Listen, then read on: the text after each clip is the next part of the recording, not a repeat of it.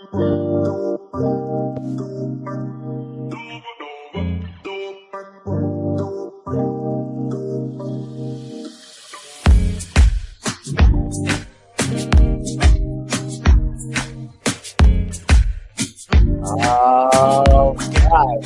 we are back.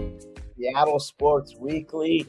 Over the Super Bowl, shall I say, Super Bowl hangover? I don't drink, but nonetheless, all you that did celebrate. I'm going to have Corbin Smith on the show in a few minutes here. I did celebrate the Seahawks Super Bowl when we were down there, so it was quite a rigorous 7 days of access, which was fun. It was really fun. It was, it's what fifth Super Bowl. I thought my only gripe about it was it's not a gripe. Nah, it's a gripe. Santa Clara, everything that was. So you have all Super Bowls. What you have is you have what you call it's always at a civic center, right? A convention center. And in Vegas, well, it was in Vegas, the convention center, and same thing when it was in Glendale. That's exactly what happens. And in the Bay Area, it was at the Moscone Center, which is great. That's where Media Row is, and you have access to guests, and they come up and you talk to them, former players and those kinds of things. Great. Not so good was the fact that Santa Clara is where the Seahawks were housed. And it's same thing when the Eagles and in Arizona, same thing. So they supply a bus, a nice bus, but it was like a 60-minute ride. I know. I'm complaining, right? These are like first world problems that are just hilarious. But I'm just giving you some insight. So it was okay because you could actually get work done on a bus. You pull your laptop, and then you'd get over to where the team was, and you do your interviews, and then you'd come back. But overall, great, just absolute great experience. And downtown San Francisco, got to go down to Chinatown, and there was this great coffee shop across from the hotel, and a little dim sum, partake in that. But you don't want to hear all that.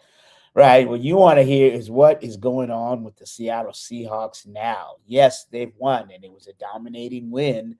But look, it's so incredible. The NFL journey, the journey is actually, it's in, you go from today. What do I mean by that? I mean, today is actually, we're going to ask Corbin about that. You've got all this. Today's the first day that teams can either franchise a player. So you have the beginning of free agency, and in a couple of weeks, you're going to have the combine. Combine comes up, owners meetings. After that, you then have the draft, right? April. It's in Pittsburgh this year. You get the draft. You're done with the draft. Next thing you know, you have the rookie OTAs. And last year, the Seahawks, Mike McDonald and everybody else talked about the organized team activities. They are not mandatory, but Mike said 90% of the players showed up. And that's where the connection you've been heard about. That's where the bond was.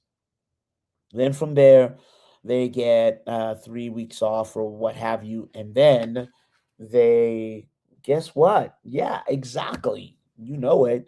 And then rookie mini camp, and then the camp. Yeah. Then you have the mandatory for veterans, a couple of days there. Then they'll get 3 weeks off. And next thing you know, it is training camp all over, and that journey begins again. So it's an ongoing, evolving type of thing in the NFL. I think that's good, and that's bad. I think it's good because if you can keep your nucleus of your team and you keep your nucleus of your coaching staff, then, it's rinse and repeat. Obviously, you're going to tweak things a little bit, and you have to. So it's rinse and repeat. Now, if you're rebuilding, you're really not going to know if you're on task about your plan until late August, because that's when then you would, you might do some joint practices, and then you're in the preseason. And again, you as a new franchise, let's say John Harbaugh's over there with the Giants. He's a veteran coach, but you're not really going to know what you have until it's the preseason, and then in the season, 17 games, and you've got to be ready and have some idea going into it. You don't have a lot of time. You saw this year, there's not a lot of room for you to dilly-dally, as the British would say. And with that, it's ever evolving, ever changing, ever moving, and there's really no time to dilly-dally for the NFL, or because we've got Corbin Smith of Emerald City Spectrum joining us. Corbin, how you doing? I'm good, man. Thanks for having me as always. Man, thanks for showing up. Great to have you. Man, so let's go. What was your Super Bowl experience? And then, we'll get right into Ken Walker and everything else. But what was the Super Bowl like for you, your first one? Yeah, it was really fun. Everything from all the music that you have at the Super Bowl, and all the reporters basically being sardines in a can, in the press box. And it was the craziness after the game, trying to, between doing stuff with the podiums that they have set up like 6 miles away from the stadium, and then the locker room, you name it. It's definitely a different experience than covering any other NFL game. There's no question about it. And it's the best of the best, right? That's the other thing. You know what I mean? I always like that experience. I mean, it's the two best teams, but some of the best reporters in the world are there. Yeah, you have a lot of competition when even the ones that aren't the best reporters, you have a lot of competition that you're going up against, especially if you're trying to get questions off at the podiums that they have set up. Again, like I said, they had tents set up outside that you had to go to. It's just a lot different when everybody is you're under everybody's microscope. Yeah, no doubt. What's up, Juan Cardo? All right, let's get to it. Let's start with Brian Fleury. Thoughts? I wrote an article about this, and I didn't get to do it until yesterday because I tried to take a 2-day vacation, and the Seahawks decided, well, let's not let Corbin have that to full capability. But I think this is another example of Mike Macdonald chasing edges, because when you look at the resume, you're like, wait a second, Brian Fleury has never been a play caller at any level. He's never even called plays in high school. He's never done that. So a lot of people are going to look at that immediately and question the hire. Like, why would you go that direction? But it is worth noting there's some pretty darn good play callers and head coaches in the NFL that had their first offensive coordinator job when they had never called plays before. Ben Johnson with the Bears is a really good example. And ironically enough, Ben Johnson was a tight ends coach before the Lions promoted him to offensive coordinator in 2022. What position has Brian Fleury been coaching the last 4 years? Tight ends. And I think that there is something to say about that, because you coach that position, you have to know the passing game because tight ends are involved in that, but you also have to know the run game. You have to be involved in all the run blocking stuff, the trench play. And Fleury was the run game coordinator this year for the 49ers. So you look at all the experience that he has had in Kyle Shanahan's system. It's the perfect continuity when you're looking to continue the offense that you just had with Clint Kubiak, albeit without the experience calling the plays. But he's also coached defense in the NFL. And Mike Macdonald loves that kind of stuff too. He has an affinity for coaches. There are a ton of guys in this staff that coached multiple sides of the football. He loves that perspective. and what that brings to a play caller as well. So I was not surprised. This is a guy I had on the radar actually last year when they hired Kubiak. So I wasn't surprised. A lot of people were, but people pointing to Andrew Janocko, who ended up taking the Raiders offensive coordinator job, like, why did you just not go with him? Janocko had never been a play caller either. So it's not like there was an advantage for him over Fleury. They wanted that continuity. And, oh, by the way, Fleury's coach with John Benton, their offensive line coach as well. There's some connections there. Yeah, you got to imagine that was part of, like you said, continuity. What I liked about Fleury is the point you bring up, just in terms of he coached defenses. And I can see him, the way that Mike McDonald attacks.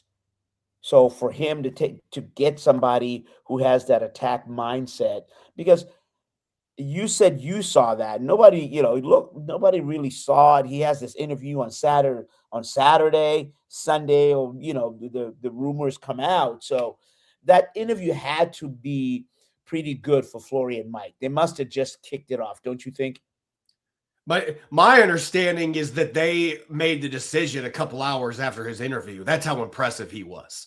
That's my understanding. So, and just think about all the in-house candidates they had already talked to on Thursday and Friday. Like, he had to absolutely blow the doors off for him to get that offer that quickly. So I'm not surprised, though. I really am not. And this is a guy that I've heard a lot of great things about from people in San Francisco. So I'm not surprised Mike McDonald went this route. A lot of people were.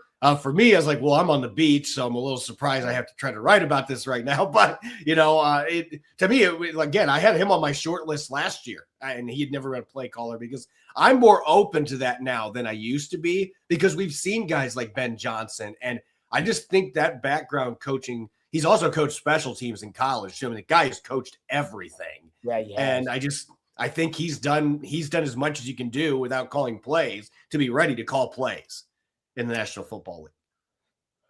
Okay. All right. So is he going to be calling plays for number 9 on the Seahawks next? Oh boy. I think Seattle gets it done with K9. I think they're going to get him extended. I do think Zach Charbonnet's injury is going to kind of be the thing that pushes that over the line, because I don't see any way Charbonnet is ready to play till mid-season this year with how late he tore his ACL. And just the way Ken Walker played in the playoffs in those last weekend of the regular season, you're going to have a similar offensive scheme. So you're going to have that continuity going that you've been trying to get. I think the value of having a great run game in this offense it's crucial. You have to be able to do that. And I just think he earned that opportunity. And I think John Schneider is going to, I don't think they're going to have to pay him top 3 running back money, but I think they will invest a good amount of money to bring him back. Yeah, I mean, I don't know about you, but it's, from what I'm hearing, seeing, is he gets that second tier running back, which is not bad. But how do they get it done? Do you franchise them? I mean, you're not going to let them walk. I mean, John Schneider will not franchise a running back. That is not happening. Okay. I think he's only used the franchise tag twice in his entire time in Seattle. I don't see him doing that. I think what happens, if I had to make a prediction here, I think that this is going to be similar to Ernest Jones. I think Ken Walker signs his deal just before free agency starts. I think is what happens. I don't think they let him hit the market, but they get it done right before the start of free agency. And according to John Schneider, Ken Walker started negotiating with him during the parade, correct? I'm sure there was a playful jab in there, like, "Hey, John, I got this MVP in the Super Bowl. How about my next contract here?" I'm sure Combine Week coming up here that a lot of this stuff is going to get taken care of, at least getting structures put together. And and if guys aren't getting a new contract, hey, we talked to you about it. We don't have the wiggle room, or we don't think you fit into our financial plan. So I think K9 wants to stay in Seattle. I think the Seahawks want to keep him. I think there's more necessity there. I don't think they want to go into next season with George Holani and Kenny McIntosh as their top 2 running backs. I think, draft, maybe they can bring somebody in, but I think K9 gets it done before the season, or before the off season really gets going with the new league year. Yeah, and I think the fact, to your point, there was the playful jab. I think that bodes well for like everybody kind of, if you can joke about that in that setting, I mean, there's a feel good feeling there in the base. So, you went there, but well, no, let me stay here because I do want to ask you about the combine and let our listeners know what that's like. But Orr comes over. What's your thought of Zach Orr? I think that was a fantastic addition to the staff, not just because of what he has done the last few years. I mean, he's been a defensive coordinator in Baltimore, and it was up and down for him there. I think personnel issues had a lot to do with that. He's 33 years old. I mean, he's still an incredibly young coach. So I think the fact that Mike Macdonald was able to get him to come in rather than interview for the Raiders defensive coordinator job, I mean, just like, look, I'm just going to go to Seattle and get back with Mike Macdonald. I think it speaks volumes, but it also gives you one heck of a hedge because Adam Durde is probably going to be the next Clint Kubiak in the sense that it feels like a when, not an if, when he's going to get that opportunity to be a head coach. So you have another guy that you can put into that defensive coordinator role very quickly. And I was told that Olivadotti, who was their inside linebacker coach, yes. I was told in December that he was considering stepping away from coaching. So that move did not surprise me at all. Now, we'll see what happens. Maybe Olivadotti is going to be back on the staff as a senior assistant or some other position. Maybe he ends up going somewhere else and wants to keep coaching. But that is just what I had heard in December. So, again, not something I was surprised about, although Orr turning down some defensive coordinator opportunities to do this maybe was a little bit surprising. And this doesn't there is no issue with Durde kind of going, hey, wait a minute, am I the third wheel, anything like that? Or no, and Orr's going to know that too. I mean, Orr's not going to be coming in like, hey, I this is now my role. I mean, this isn't the movie Captain Phillips. This is my ship now. Like that's not going to happen. But it does give you a great contingency plan, and I think it bolsters your overall coaching staff. I think to your point, it enhances the coaching young players. There's two coaches which I'm, did not go, which I'm glad, or I think the Seahawks had to keep. That's Carl Scott and also Jeff Howard. And how integral were they to the Seahawks this season, and for them, as far as we know, staying with the Seahawks next year? Because I think they were two good coaches that helped this defense. I think Carl Scott not getting a defensive coordinator job, I'm just going to be straightforward with it. I think that is disturbing.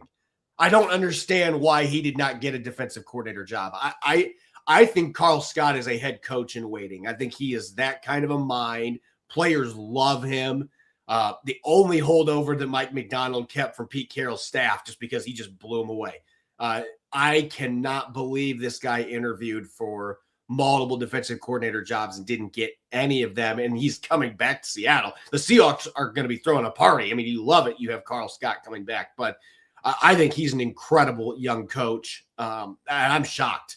I'm shocked that there are teams like, I'm looking at Arizona. Like, you keep your defensive coordinator from the team that won 3 games this past year. You keep your defensive coordinator with a new staff instead of hiring Carl Scott. I think that Seattle again has to be loving it, but NFC West rival could have helped themselves a lot. And Jeff Howard, you and I got to watch him, during training camp, the way that he handled Nick Emmanwori.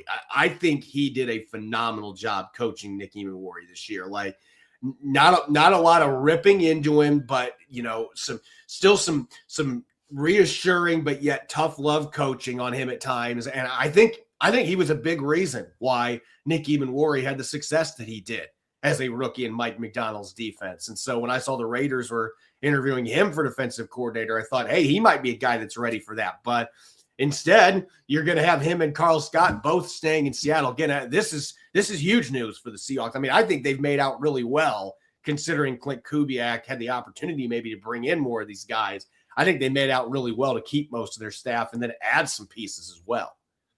Yeah, and I talked to both of them a couple of times this season, one-on-one, that being Howard and Scott. And I talked with Scott at the Super Bowl, and I knew he was pretty much going to come back because I asked him about the interviews he had, and he was like, they were okay, but they weren't I'm just going as Ernest Jones would say, I'm just going to keep it a buck. He didn't feel that, paraphrasing, so I don't want to get quotes on here, but the preparation time, and also he didn't. I got the impression that he wasn't felt that they were taking him serious. I thought it was more that their loss. That's their loss. I think he's a phenomenal young coach. And to your point, yeah, and the fact that he gets to come back again with McDonald with another year, and Howard as well. Talk to him a little bit, and I would say what they both have because of McDonald is teaching. You just talked about that, the ability to be teachers and connect with the players. Because Howard, what did he? I mean, Scott called the DBs the zoo, and he said everybody wants to eat, and so I guess he's coming back to feed the zoo. Hey, Rick Dennison, run game coordinator. That's a loss. Yes, no? It is, but that was the one I basically had that in cement once Clint Kubiak had taken the head coaching job that Dennison was going to follow. I mean, those guys have been together in Minnesota, New Orleans, and Seattle. They've been at the hip. And Dennison's almost 70 years old. I think at this point, he's not looking to progress as a coach. Like, he's going to continue doing what he does, but I'm not surprised at all. I would have been very surprised if he returned to Seattle without Kubiak. So that was the anti John Benton for me. That was the one where I'm like, I don't see any way that he's coming back. So yeah, I think Justin Outen now takes that job, and I think they're in good hands with him. Yeah, did they not? The Seahawks, Mike McDonald staff blocked, right, Outen getting an interview. The Raiders were trying to do the same job with Outen, and the Seahawks had the ability to block that, and they did that. So Outen will be on the Seahawks coaching staff next year. And in the NFL, if it's a lateral movement, the team can block that. If it's a promotion, you at least have to allow him to interview, correct? Yeah, have that right? Yeah. You can't do anything if a guy's going for a bigger job. Yeah, that would be against free enterprise. That would be no fun. All right. I don't think Mike McDonald would do that anyway. I think, now, but lateral moves, that's a different story. No, you're not taking Adenderte. That's not happening. So, all right, let's go down the free agents list here and have a little bit of fun. And you tell me yes, no, the likely scenario. Derek Young, wide receiver. If I think Derek Young's back next year. I think it's a special teams thing, and he's not going to be expensive to re-sign. This is not going to be somebody I think they're going to be rushing to get done necessarily. But I think he'll be back next year just because of his value on special teams, and he's not going to be cost prohibitive to bring back. Kobe Bryant. I think Kobe Bryant is playing elsewhere, and I think one of the hold it. And I'll tell you, maybe it ends up if the price stays down, Seattle could bring him back. I think Tayakata's presence though changes this a lot. I mean, Tayakata played really good football in 11 starts this year, and you have him on an exclusive rights free agency deal, barely over $1 million this year. You have Nicky Manwari and Julian Love at the other two safety spots.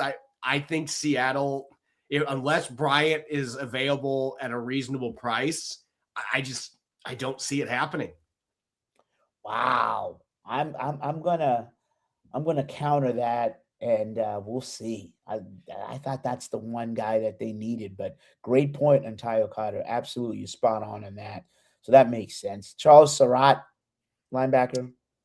I think he's another one that comes back. He's not going to break the bank. He's a special teams guy. I think Seattle will value those players on one-year deals that are not going to be ones that really cost much against the cap. Josh Jobe. So this is just based on my feeling right now. I think Josh Jobe is the one that isn't back in Seattle next year, and Riq Woolen is not. That is my sense right now. I think there's going to be teams that are going to throw a lot of money at Riq Woolen on the free agent market. And I don't think John Schneider, especially with Devin Witherspoon needing a deal, I don't think John Schneider is going to be investing that kind of, we're talking 15, 16 million a year or more. I don't see the Seahawks doing that. I think Josh Jobe is going to be the much more affordable player. And he's been, quite frankly, as consistent, if not more consistent. So I know he doesn't have the physical tools, but Mike McDonald loves the technique and the brashness of Josh Jobe. So that's the prediction I'm making right now. And this could change the next few weeks. Like, we know how fluid these things are, but I just think Rick Woolen is going to get a lot of money thrown at him by other teams. And I just don't know that John Schneider is going to be willing to do that. Corbin Smith of the Emerald City Spectrum giving us a rundown, well, just on the whole Seahawks offseason here. Right now we're doing the free agency, well, the unrestricted anyways. Boye Mafe. I think he's gone. I think there's going to be other teams that are going to pay for previous production, and I think the Seahawks are going to decide to move a different direction. And I'm not going to say this is happening, but I could see Boye Mafe being at the doors as part of the dominoes to go get Max Crosby from the Raiders too. I would not be shocked if John Schneider is still looking into that, because they have wanted Max Crosby for a couple years really badly. So you have to give up something to get quite a bit to get him, but I could see Seattle, like, you're picking 32nd this year. Okay, Raiders, we'll give you a 32nd pick in our first rounder next year, but we'll see. I just think that Mafe, his youth and stuff, there will be some teams that throw some money at him. I just don't know that Seattle, with the production, the lack thereof the last 2 years, at least in sacks and QB hits. I mean, he had 4 quarterback hits this year, Maz. That's not near enough for me to invest big money in. So he's another one. Unless the price really stays down, I'll be surprised if Seattle re-ups him. It seems like you would take a look, you would weigh his upside, and given, like you said, and say how much of a ceiling is there, and then that might be part of the equation you make on Mafe. You bring up a really good point in that I could see him being shipped somewhere. Boy, interesting to see now. All right, Josh Jones filled in when he needed. I think the Raiders sign him. I think that Clint Kubiak knows his offensive line needs all the help it can get, and Josh Jones played really well in 3 starts last year. He's been a starter in the past. He's still only 29 years old. I think the Raiders sign him in free agency. And what about your offensive line then? I think at that point, I think next year the hope is that Mason Richmond or Amari Kite is ready to be that swing tackle. I think they're hoping that one of these young guys can emerge, and maybe in free agency they can find another guy too. But I just don't think they're going to be dishing out a ton of money for a swing tackle if he's got a chance to start somewhere else too. Josh Jones, it wouldn't make any sense not to do that. Agreed. Absolutely agreed. All right, we've got probably a couple minutes here. Then I told the listeners a little bit, and the viewers, if you will, just about what the next few weeks are coming. But in terms of the combine, can you give everyone on here what the combine experience, what it's used for, what is that like from a journalist? Yeah, everybody looks at it from the player, like the prospect perspective, and obviously the testing and things going on, those are important, but it's really what's going on in the hotels nearby, with agents meeting with the general managers and players meeting with the general managers. There's a lot of stuff going on.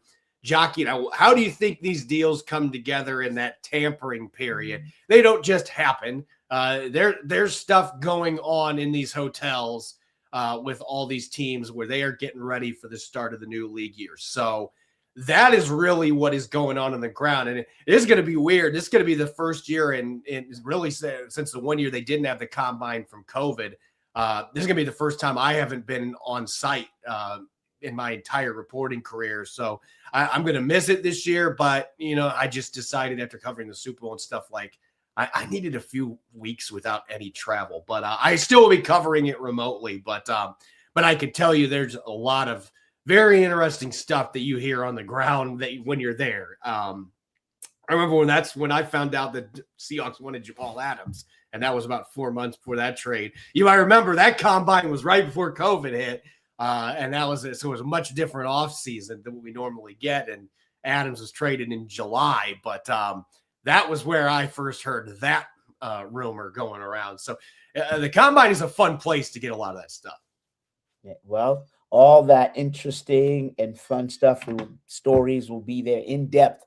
By the way, Emerald City Spectrum. You want in-depth coverage, not just like the latest little clickbait or whatnot. Then you've got to go to the Emerald City Spectrum because it's in depth. I've sat with this man, and he's like, "Yeah, I just finished this 2,000-word article." Like, Corbin, nobody writes a novel, but I tell you, it doesn't read like a novel. It reads smooth and in-depth stuff. You do really amazing stuff, my brother, and I appreciate you sitting next to me in the games and as we travel. So what's next for you now, and what are y'all working on over there at the Emerald City Spectrum? Yeah, I'm diving deep into free agency moving forward, still doing a lot of writing on the coach moves that have happened, and I'm actually, I'm doing a lot of Seahawks writing, but I'm actually working on a screenplay too. I've done one of my dreams, getting to cover a Super Bowl. My other one is to have a screenplay be made into a Hollywood film. So I'm going to spend a little bit of time on that this offseason as well. So something that shows that I'm not 100% football all the time. So no, you are not that. You are well-traveled, well-versed man. All right, my brother. Thank you, Corbin. And again, he's Corbin Smith, Emerald City Spectrum. We'll catch up with you soon. All right. Thank you for coming on. All right, there you go. It's always nice when you get some real good quality. I would say I always ask affirmation, confirmation, but absolutely, he is a quality owner. I mean, that publication is amazing, and it goes in depth, and no competition there. And I mean, it's always this. As beat reporters, that's the one thing I can give you all some insight. The Seahawks beat, it's a very close-knit group. And actually, it's interesting because we're banded and always trying to get more. We're chasing our own edges from the Seahawks in terms of what is it that we need and more information. So in terms of more information, we are way over that break. 2-3 minutes into it. So we're going to go on break, and then Scott Ligo is going to come on, and we're going to talk college sports.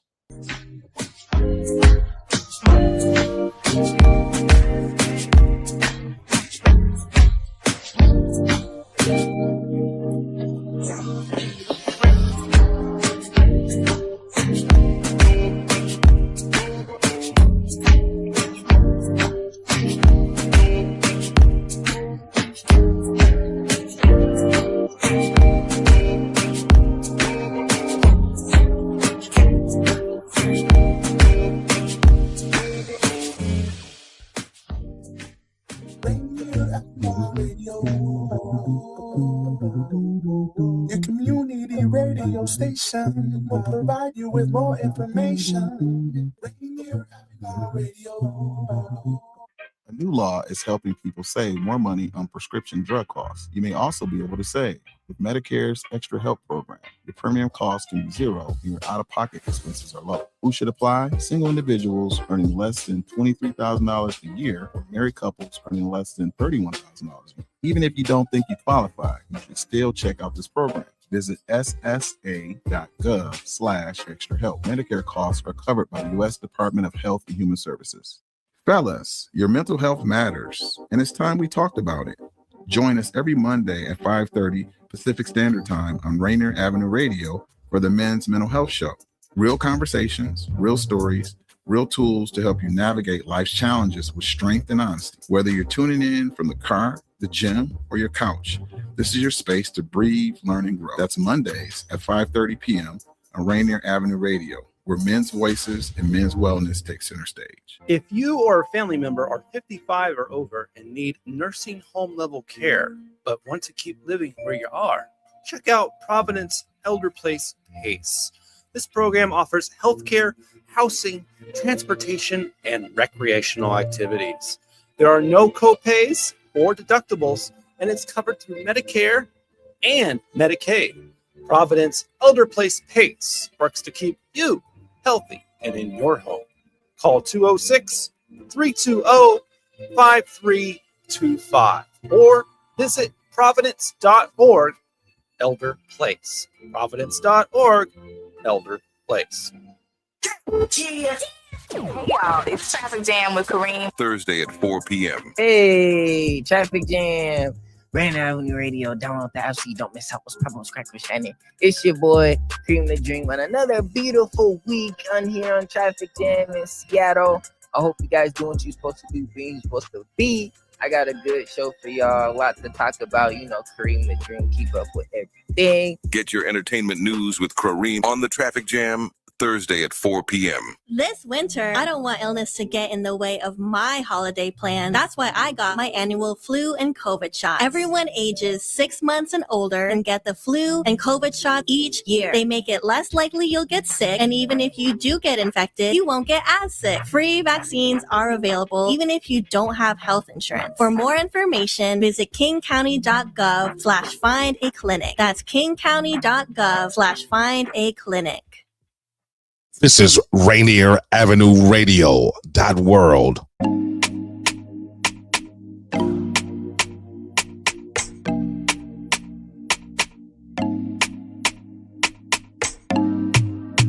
All right, we're back. Second half.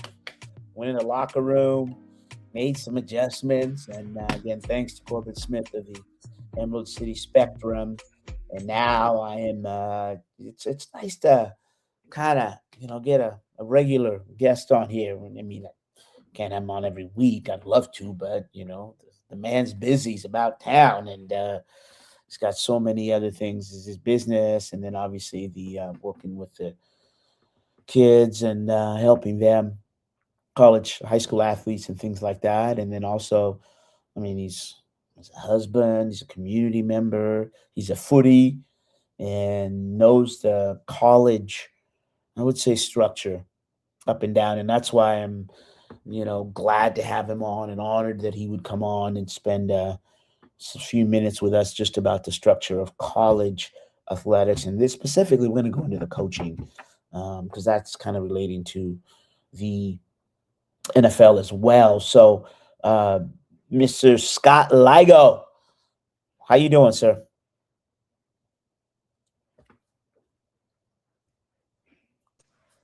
Sorry about that, Maz. I'm doing great. Thanks for having me on. Behind Corbin now, I got to perform and raise my level up here a little bit. So excited to be on my show. You were here before he was. So all that, you know what I'm saying? What I mean? Yeah, you're one of the pillars of the show. Don't you ever go there. I mean, I appreciate that, man. I appreciate that. We wouldn't be. I mean, you were here with Lars and back in the day. Come on now, there are many times you carried the show, and it shows. It shows. And here comes D Money with his clown. Is everybody on today's show bald? Basically, yeah. It's salute to bald content people. Yes. How you doing? What's going on? What's up? I'm good. I just actually, it's funny you say that. I got message through Facebook. Some parent back east from student athlete from Carnegie Mellon wants to transfer to Columbia University. I don't know if I'm Ivy League enough to help them out, but we're going to see what we can do to get them figured out to get over through the transfer portal. So it's crazy times these days, how people get a hold of you. Yeah, it's even for us old farts. Facebook still kind of works. You know what I mean? That instant talk is a little too much for me, and I can't really, So way over my head. Trust me. It was interesting. I'm going to throw this number out here. I was perusing through the NCAA. I said, man, if I'm going to have an expert on here, I should at least do some background on the NCAA page. And I know you know this, but thinking of going pro, they have the snapshot. D-Man, I should have sent it to you. It says, so there's 478. This is how many high school athletes. I'll go through all the problems a little bit. And then student athletes drafted, percentage that go to the NCAA, and percentage to major professional sports. So baseball, 478,450, 3,840 9,000 student athletes, and then 444 get drafted in baseball, and 8.1% drafted high school to NCAA, and only 5% make it to the major leagues. Yep. I guess I'll just do men's basketball and then football. Men's basketball, 537,438, 19,213 student athletes. It's a big drop off. And Yep. then drafted NCAA student athletes is 46. From high school to NCAA, 3.6% make it. And out of that group, only 1.1% make it in the NBA. Lastly, football, 1,028,761. Student athletes, 77,204. That just seems, is that, Scott? That seems a little low, but and then out of that, drafted student athletes are 259. Yep. So that's 259 a year from the 77,000 that play. Is that correct? Am I reading that? Yes, sir. Yep. Wow. And then the percentage from high school to NCAA is 7.5% a year. Yep. And only 1.5% of that group make it to the NFL. Yep. Well, in our presentations, Maz, we call it know the numbers, and we speak specifically on those things, and we talk about it all the time. And to be honest with you, I open my segments like parents. I know you're all here thinking that your kids are going to D1 and pros and all that good stuff. Here's the real numbers. And then, I said, 95% of you probably should get up and walk out the door right now. And, I try to make it a little bit of a funny thing, but, here's the reality of what you're dealing with, because this is the truth. And, even today, it's even crazier if you really think about it, Maz. I mean, those numbers are U.S. based. I mean, it really, if you start thinking about like soccer is a great example. Yeah. Golf is a great example. Tennis is a great example. You're talking about, you have to compete with the rest of the world athletes. And, and it affects football. My son does special teams at Oregon, and where's his latest kicker? He's 28 years old, and he's from Australia.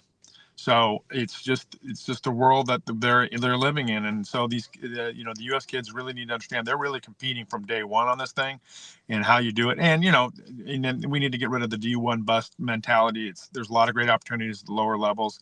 And to be honest with you, the new model is you can go to lower levels and move yourself up. We just helped the kid, like I said last time I was on the show, from UPS, and he got himself to Eastern Washington University. So it's doable. And it's just a different landscape than it ever has been, and parents need to really realize it's just a change deal. As you and I just said about the Facebook era, the old days of getting 25 class of high school kids every year and just building it up and redshirting them and doing that, and just keep building these classes. That is gone, and it's a totally different thing, which affects to what you and I were talking about, or we're going to talk about, is college coaches and what they do, and kind of where the landscape is with a lot of them. If you watch ESPN, if you listen to enough pundits and out there, a lot of the NCAA college coaches are trying to get out and go to the NFL, just because it's become so crazy at that level, and it's a 24/7 cycle. And going back to Corbin's comments about tampering, the NCAA, we all know there's a lot of tampering going on. The NCAA still has to today, and I know there's a new entity out there that says they're going to, get these guys for tampering, but nothing's ever been done in the last 3 or 4 years to anybody. So that's going to continue to go on, and it's going to happen, and there's going to be a lot of changes, and kids have to make an adjustment, to be honest with you.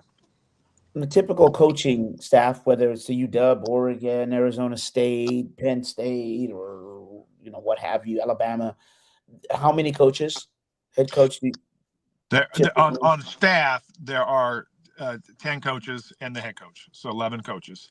Now, in today's world, there's so many bigger staffs because they have the analysts, they have the all those guys, and the different segments. I mean, there's at least 50 to 80 people in a staff meeting, When I was coaching for Coach James, there was 10 of us in the room, and then the 3 GAs on the offensive side, 3 GAs on the defensive side, so 16 of us in that room, and we were the ones. But now it's at least 50 to 80 in there, and half the time you probably didn't know what half the people in the room do anymore.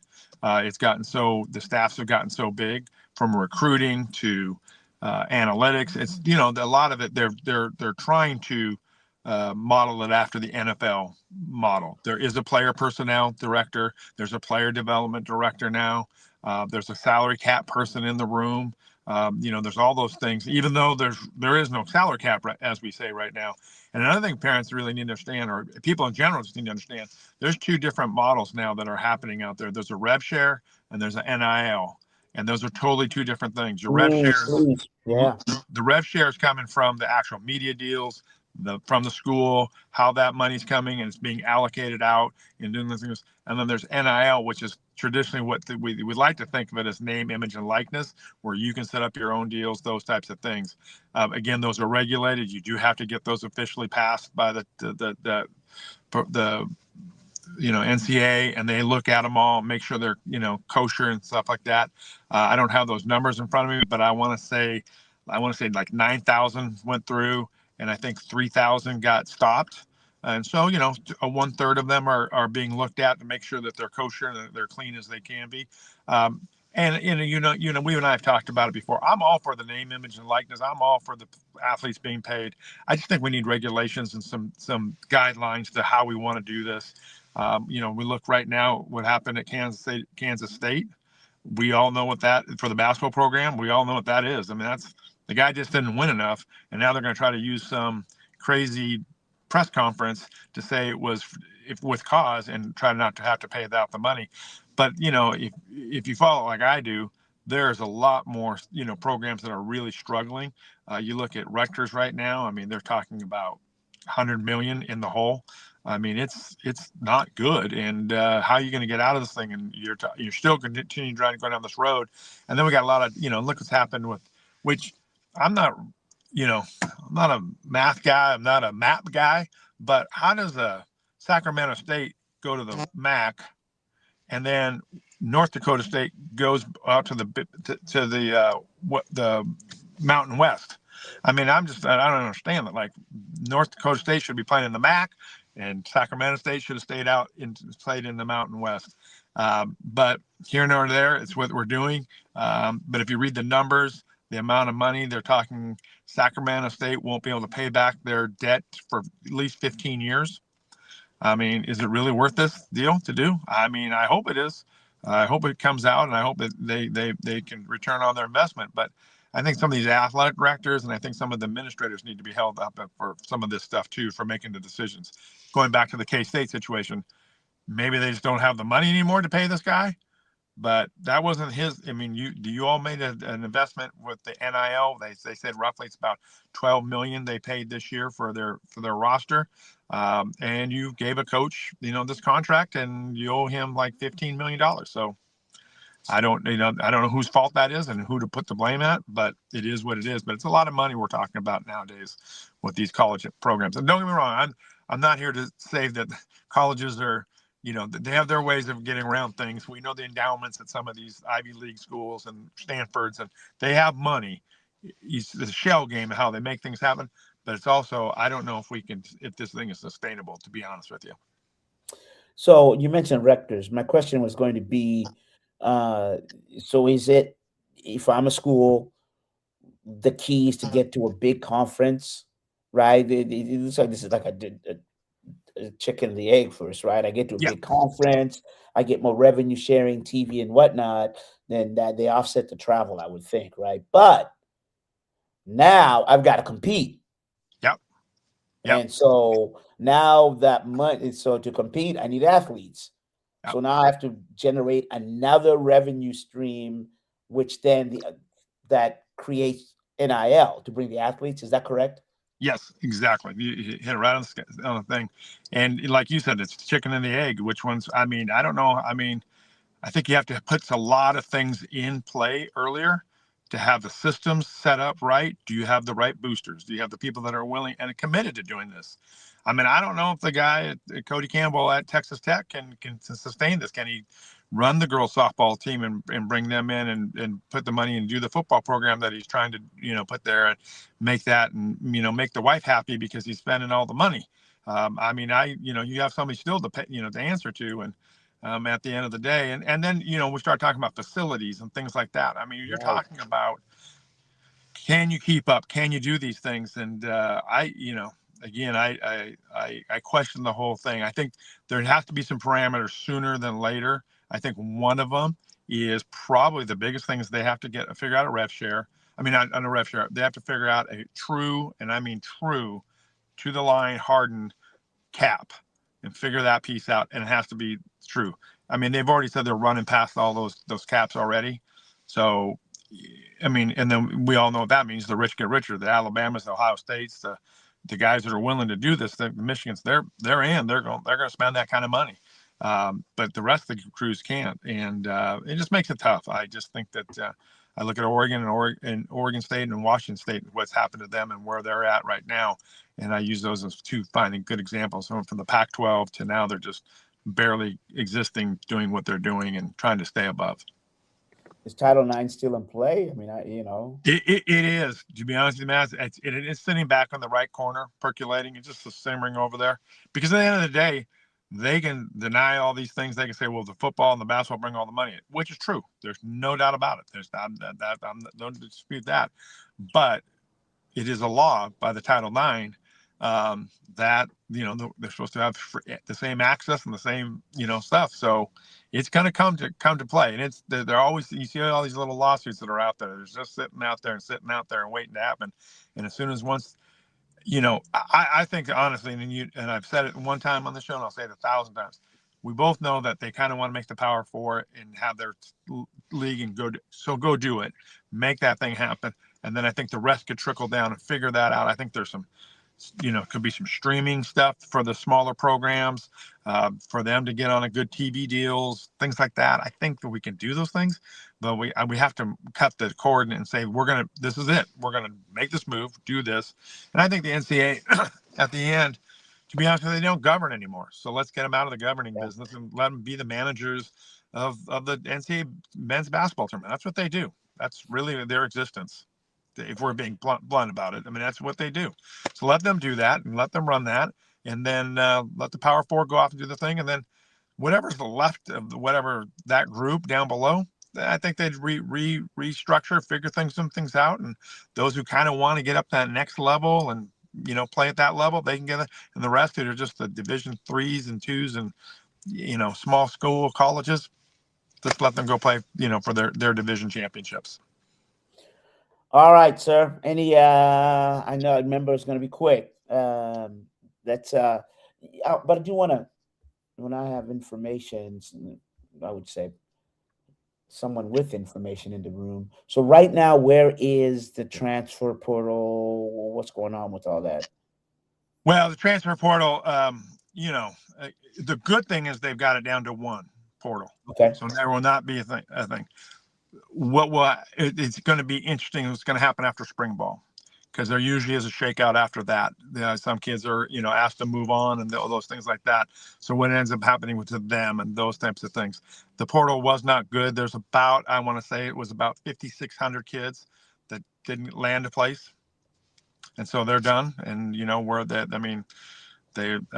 but nowadays with the lawsuits, they probably file a lawsuit tomorrow and get back in it and figure it out. But my point is, technically you're out. They need to clean. I mean, I do think that the one portal is the right way to do it, but it goes back to the calendar.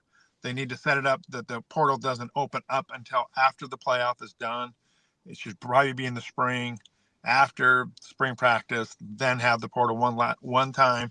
And that time they make the moves, make things happen, and then you go into summertime. And I do kind of agree with Coach Saban on that. Maybe make them OTAs in the summertime, and where they just have organized team advance and just do it that way. I mean, they've got to fix some things. They do definitely, because the calendar really screws up. Because it's, as we've discussed on this show, there's quarters versus semesters, so that makes a big difference, right? I know the Lamar kid from Oregon had to make his decision because he is going to Washington, and he was supposed to play in a national championship game on Saturday, but on Monday he was supposed to have class at the University of Washington, so he had to make his decision. So he went to the University of Washington, all because of the calendar, and he had a chance to play in the national championship. All right, sir. Thank you very much, Scott Lego. We'll circle back. Appreciate you for carving us some time. Sounds good, my friend. Have a great day. All right, take care. All right, so start, stop. Let's bring in that Scott Lego. Man, there you go. Depth of information. And, sometimes producers are annoying, but you can't do anything without them. So we need some hair on this program right before we wrap up. So I think Andrew Bailey fits that. Andrew? Yeah. Woo. All right. All right. In about UW basketball, last 3 games, what happened? Man, they're just struggling with those injuries, man. Way too many injuries. They have more scholarship guys on the injured list than they have on their bench right now. That is not good. Where are they in the standings? Currently sitting at 12th in the Big Ten standings. They lost 3 of their last 4 games. They ended their 3-game losing streak last Saturday against Minnesota. Much more energetic performance. Cortland Muldrew bringing that fire that they had been missing, along with Wesley Yates, helps fuel that 14-0 run at the end of the first half. Really is what powered them to victory against Minnesota. And after that loss against Penn State, the last place team in the conference, they really needed it. What's next for them? It's going to be a big East Coast road trip. They head out there.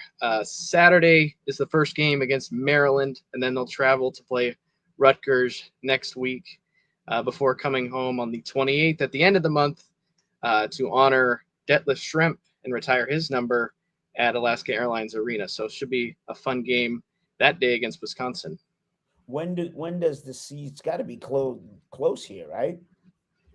When does the season end? Early March, I believe. It's like March 6th, I believe. Their last home game is against USC, and then they'll play Oregon to finish the year. And so, it's going to be coming close to the end here. They don't really have a lot of margin for error as far as if they want to make any sort of run. But I would assume, in all likelihood, it's probably an NIT bid is more likely the direction for them as opposed to an NCAA bid, given their record at the moment. March 7th against the Ducks, 8 p.m. At Oregon. And then the last home game, as you said, is March 4th, that Wednesday. And that is against USC. So Conroy will get to come back. Does a Big 12 have a conference tournament and the Huskies in play for that? Yeah, everyone in the Big Ten is eligible this year. They changed the ruling, so it's a longer tournament with more teams. Unfortunately, the Huskies are not going to be able to get a bye, in my belief. They have to finish in the top 9 to get at least a bye, and it does not appear they're going to do so. And I think when they look back at this season, it'll probably be 4 games that really stood out that they probably could have won that might have made a difference. Losing at home to Iowa, losing at home to UCLA, then losing on the road to UCLA, and then also losing on the road to Indiana. Those are the 4 games that probably were the most winnable of the games that they lost that they could have won. They played a gauntlet of a schedule in January, so it was 5 top 15 opponents. Cool. We'll recap the Huskies. It looks like a couple more weeks to go there. Great stuff, Andrew. Appreciate that. And let me get these reads on. The Call to Conscience Museum is now open for tours. The Columbia City Theater, Thursdays and Fridays from 3 to 7 p.m. and Saturdays and Sundays from 11 to 6 p.m. for the remainder of February. Back. Book your guided tour, if you will. And then we want more community broadcasts like this? Well, donate today on Venmo at Rainier Avenue Radio.world. And with that, we've got to go. We will do a Sounders open up on Sunday. Next Tuesday, we'll break down the Sounders opening weekend. All right. Thanks to Andrew Bailey, Scott Ligo, and also Corbin Smith and D Money. Appreciate you. And that is it. Mazvita Maraire.